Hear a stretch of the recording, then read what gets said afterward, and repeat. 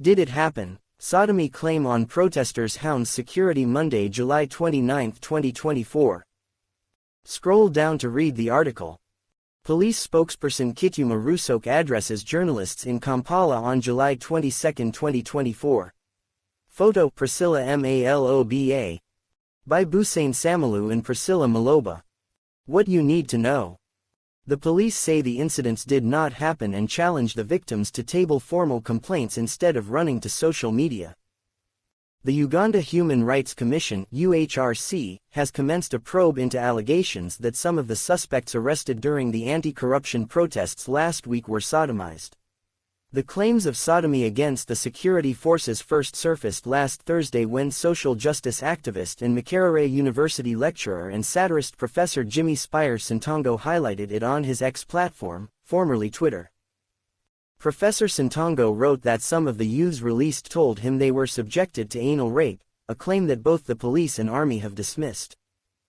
He challenged the police to answer how they could have degenerated and sunk into infamy by forcing a young male suspect into the sordid act.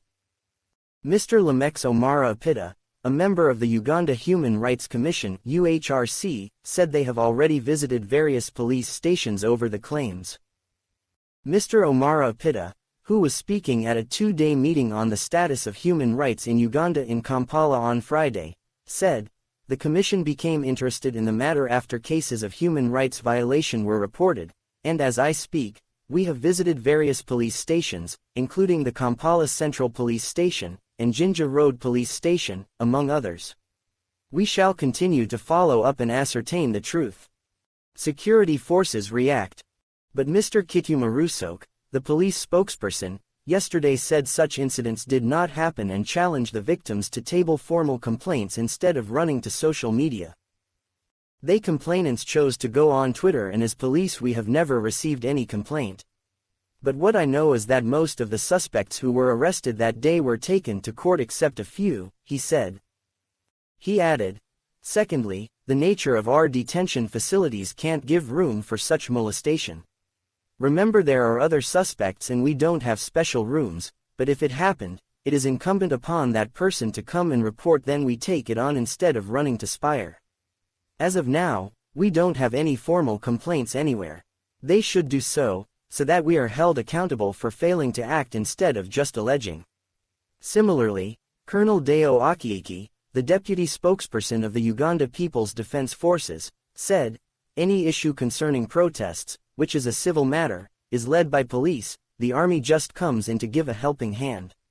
No suspect was detained in our premises, therefore, I implore you to contact the police spokesperson for anything."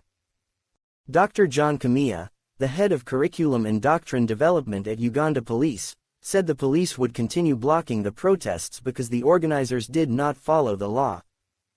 "The right to expression is there but must be enjoyed within the confines of the law.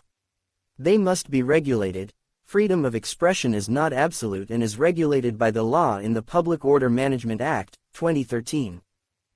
Both the rights holders have duty and responsibilities. For example, in this case, the demonstrators were supposed to notify the police of their demonstration, the dates, time, routes, but police did not get any of these notifications," he said.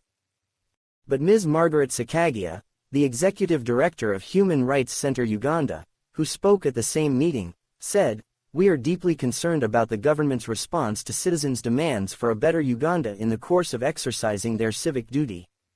The immediate release of all detained protesters, young citizens who have been arbitrarily arrested by the police and remanded by the courts.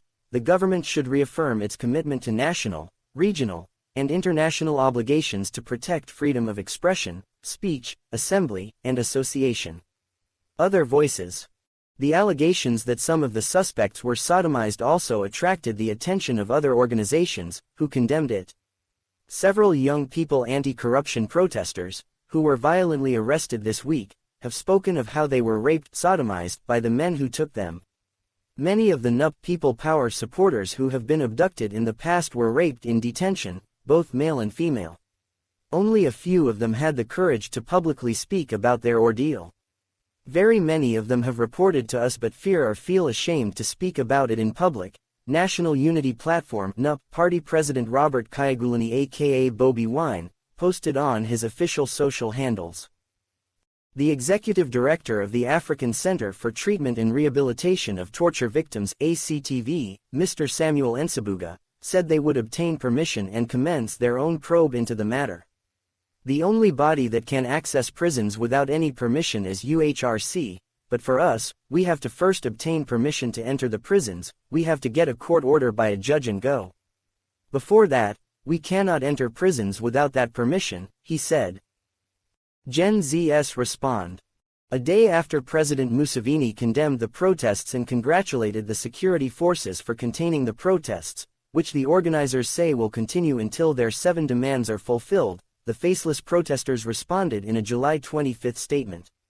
We don't need foreign funding to recognize that corruption has consumed all institutions, including healthcare, education, infrastructure, and public service. We don't need funding to understand that the majority of taxes collected from citizens only enrich a few individuals. In fact, the current leadership in the country resembles modern slavery, where the state has enslaved its people, the statement circulating on social media read in part. We remain steadfast in our commitment to nonviolent resistance and will pursue our struggle through peaceful means.